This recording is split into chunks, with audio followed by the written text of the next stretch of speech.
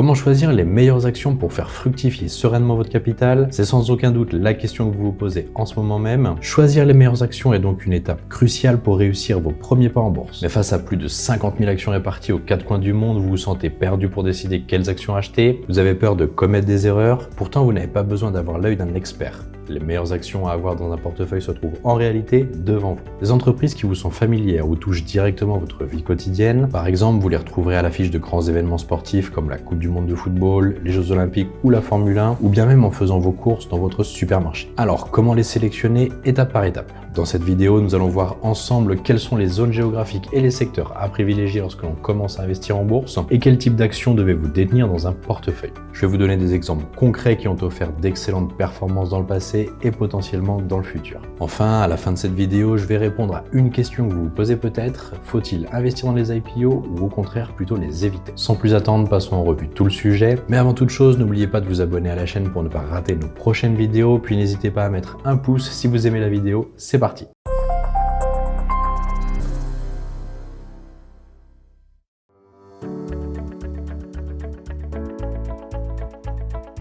Pour démarrer de bon pied, le premier conseil que je peux vous donner est d'avoir des actions européennes et américaines. Vous avez ainsi l'assurance d'investir dans des places financières où les conditions de marché sont relativement transparentes. L'euro et le dollar étant des devises les plus utilisées dans les transactions financières. Et en observant ce graphique en camembert qui montre la différence entre les transactions financières en 1899 et en 2023, on peut voir qu'actuellement, plus de la moitié des transactions financières dans le monde sont réalisées aux États-Unis. C'est pourquoi vous allez rarement rencontrer des problèmes de liquidité pour acheter et vendre vos titres sur le sol américain. Alors que pour les actions des pays émergents, il est préférable de rester à l'écart car jusqu'à présent ce sont des marchés relativement instables à cause des risques politiques, des risques économiques liés à une inflation élevée et des problèmes de taux de change. Investir dans les actions de pays émergents semble donc plutôt réservé à des investisseurs chevronnés. Deuxièmement, les actions européennes et américaines sont des entreprises mondialement connues. En France, vous avez la possibilité d'investir par exemple dans LVMH, Hermès, Sanofi ou alors Total Energy. Ce sont des entreprises qui ont réussi à augmenter leurs dividendes au-dessus des niveaux d'avant-crise du Covid. Mais mieux encore, aux États-Unis, il y a Coca-Cola, McDonald's, PepsiCo, Procter & Gamble, Starbucks, Nike pour ne citer que. Ce sont des noms ou des marques qui vous parlent, j'en suis sûr. Puis, si nous restons aux États-Unis, vous avez un large choix dans de nombreux secteurs pour diversifier efficacement votre portefeuille. Cependant, n'investissez pas juste parce que l'entreprise est connue dans le monde entier. Vous avez aussi de mauvais exemples comme Renault, Ford dans l'automobile par exemple, Société Générale, Bank of America dans les banques ou encore Engie dans les utilities. Leurs cours de bourse n'ont pas été capables de réaliser des plus hauts historiques lors des périodes de bull market.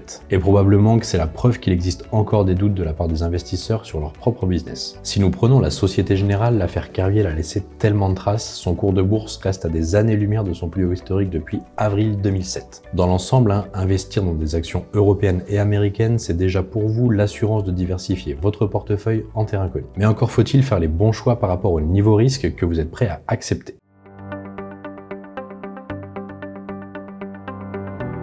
Maintenant, allons un peu plus dans le détail. Si vous faites vos premiers pas en bourse, cherchez avant tout la simplicité. Investissez dans des choses que vous comprenez. Pour cela, ce que je vous conseille, c'est par exemple de commencer par l'alimentation, la grande distribution, l'énergie et les télécoms pour le rendement, ou encore la santé. Vous n'avez pas besoin de passer un temps précieux pour comprendre ces secteurs, car si vous prenez du recul, c'est juste du bon sens. Ils sont indispensables dans votre vie quotidienne, et s'ils le sont pour vous, c'est qu'il y a plus de probabilités qu'ils le soient à l'échelle internationale, même en temps de crise. Et imaginons qu'il y ait une récession dans les mois à venir, et bien ce sont des secteurs qui résistent relativement bien. Néanmoins, cela ne signifie pas que les entreprises concernées ne soient pas à l'abri d'une baisse importante de leur cours de bourse, comme lors de la crise du Covid en 2020 ou même des subprimes en 2008-2009.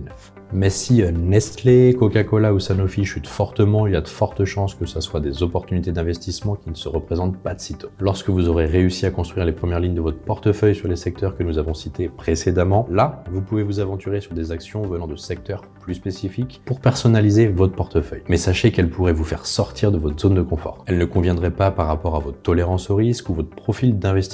C'est pourquoi vous devez développer progressivement votre cercle de compétences pour comprendre le business d'une entreprise, mais aussi fixer vos limites. Inspirez-vous de la célèbre citation de Warren Buffett: vous n'avez pas besoin d'être un expert sur toutes les entreprises, vous devez être capable d'évaluer des entreprises de votre cercle de compétences. La taille de ce cercle n'est pas très importante, connaître ses limites est toutefois vital. Là où veut en venir Warren Buffett, c'est que vous n'avez pas besoin d'être présent dans tous les secteurs pour construire un portefeuille rentable. Votre cercle de compétences peut dépendre de votre parcours professionnel ou même de votre culture générale. Cependant, si à la base, construire votre cercle de compétences vous semble difficile, vous pouvez alors passer par des outils pour trouver les actions actions que vous désirez. Vous pouvez par exemple utiliser l'analyse technique, notamment concentrez-vous sur les actions qui sont graphiquement en tendance haussière à long terme, sur 3-5 ans par exemple, et qui réalisent régulièrement des plus hauts historiques. À partir de là, vous aurez plus de chances d'avoir affaire à des entreprises de belle qualité. Par contre, si l'analyse fondamentale vous intéresse en priorité, allez sur les sites financiers comme Zone Bourse, ABC Bourse, Seeking Alpha si vous êtes à l'aise avec l'anglais, ou votre broker en ligne pour prendre connaissance des informations sur les actions que vous désirez avoir. Vous pouvez même trouver des screeners. Ce sont des outils de recherche qui permettent d'établir une liste d'actions en adéquation à votre philosophie et stratégie d'investissement à partir de critères financiers ou techniques. Supposons que vous êtes intéressé par les actions à dividendes dont on parlera au prochain chapitre. L'un des critères financiers de prédilection serait le payout ratio. Pour s'assurer que l'entreprise augmente son dividende en toute sérénité, même si ça reste subjectif,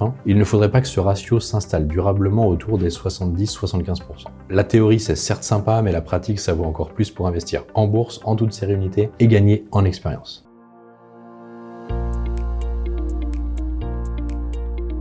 Après avoir fait ce travail de sable, vous désirez à présent avoir des exemples d'actions. Et là encore, le conseil que je vais donner, c'est tout d'abord de commencer à détenir des actions qui versent et augmentent régulièrement leurs dividendes chaque année. Premièrement, les dividendes permettent de vous protéger ou compenser en partie l'inflation. Deuxièmement, en intégrant les dividendes dans la performance de votre portefeuille, vous bénéficiez de l'apport des intérêts composés pour fructifier encore plus votre capital. Et enfin, les dividendes sont historiquement moins volatiles que les bénéfices, ce qui constitue une ceinture de sécurité contre les marchés baissiers. C'est d'ailleurs pour ces raisons que les actions à dividendes doivent être en pole position dans votre portefeuille. Ce sont elles qui vont assurer une bonne partie de la performance de votre portefeuille à long terme. Et puis étant donné que le système de retraite en France semble à bout de souffle, les actions à dividendes représentent l'une des solutions pour diversifier vos sources de revenus. Voici d'ailleurs quelques exemples de super actions à avoir dans votre portefeuille. J'ai pris soin de privilégier les secteurs les plus faciles à comprendre. Pour apporter la preuve, je vais me concentrer dans cette vidéo sur l'analyse graphique qui vous fera gagner un temps précieux dans vos recherches. Pour lancer le bal, vous avez PepsiCo, une entreprise de l'alimentation bien connue de tous. Elle possède la boisson à Pepsi, les chips Lay's Doritos ou les céréales Quaker et Crestley. Lorsque vous regardez le graphique en unité mensuelle, son cours de bourse est proche de ses plus hauts historiques avec une performance cumulée de près de 320% depuis janvier 2009. Son dividende a augmenté depuis 50 ans consécutifs. De 2009 à 2022, il est passé de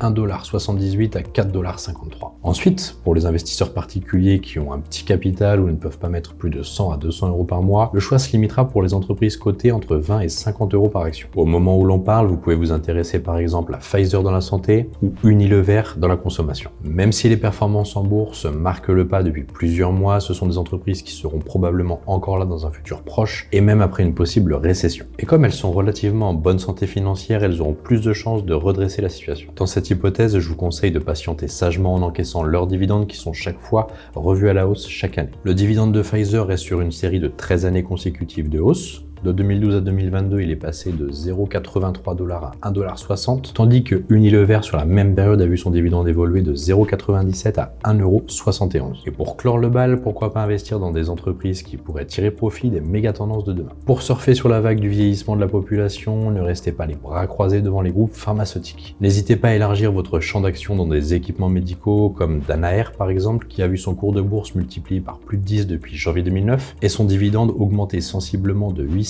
en 2013 à 1$ en 2022. Ou encore les services de santé comme Equasense, une pépite française qui connaît actuellement un coup de pompe depuis ses plus hauts historiques en janvier 2021. Pourtant, sa situation financière ne le justifie pas et l'entreprise verse un dividende en hausse chaque année depuis 2002. À présent, il est à 1,15€ contre 16 centimes d'euros à l'époque. Dans la transition énergétique qui potentiellement serait promise à un bel avenir, il y a l'hydrogène avec Air Liquide par exemple, une des actions préférées des investisseurs français et à juste titre. Son parcours boursier est extraordinaire depuis la création du CAC 40.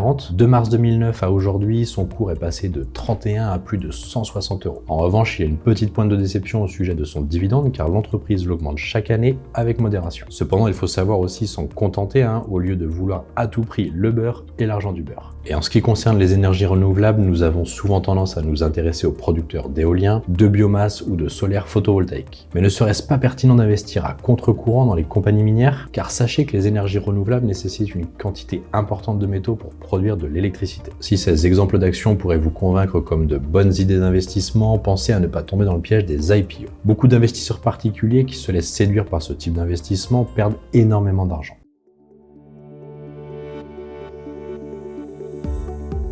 Rapidement, une IPO, qu'on appelle souvent en France une introduction en bourse, est une opération financière qui permet à l'entreprise de lever des fonds pour financer son activité et ouvrir son capital à de nouveaux investisseurs en mettant en vente des titres sur les marchés boursiers. Investir dans une IPO n'a rien de mal dans le fait de soutenir un projet innovant ou une petite entreprise qui souhaiterait grandir, sauf que les IPO arrivent généralement en haut de cycle d'un marché haussier où nous avons tendance à ignorer les risques. Lors de leur première cotation, vous devez vous attendre à des mouvements volatiles dans les deux sens. Il arrive parfois que cela se passe bien pendant plusieurs semaines ou mois, mais lorsque les ennuis commencent pour diverses raisons, c'est là où le bas blesse. Justement, cela peut se transformer en catastrophe industrielle si les investisseurs se rendent compte que le business de l'entreprise rencontre de sérieuses difficultés. Les mauvais exemples ne manquent pas, en particulier dans la transition énergétique qui suscite un engouement auprès des investisseurs particuliers. Vous avez par exemple Hydrogène de France et Waga Energy, où leurs cours sont proches de leur plus bas historique. Malheureusement, l'hydrogène coûte cher à produire par rapport aux énergies fossiles. Dans le domaine de la tech, OVH a connu des débuts en bourse corrects avant de flancher. Comme quoi une entreprise bien connue des web entrepreneurs n'est pas gage de réussite. Bref, si vous voulez investir dans une entreprise qui s'introduit en bourse, sachez qu'elle passe très souvent par une phase de marché difficile quelques semaines ou mois après son entrée. Elle peut durer longtemps et parfois l'entreprise ne s'en remet pas. La vraie question à vous poser dans ces cas-là est de savoir si vous êtes prêt à faire le dos rond. Une partie de la réponse peut se trouver dans l'analyse technique. Il suffit de détecter un retournement de tendance ou un franchissement de résistance majeure soutenue par des volumes. Vous aurez sûrement un regard d'intérêt des investisseurs institutionnels de premier plan. Quoi qu'il en soit, la chose la plus importante à faire lors de vos premiers pas en bourse reste de définir des objectifs propres à votre philosophie et stratégie d'investissement avant de partir à la chasse aux meilleures actions.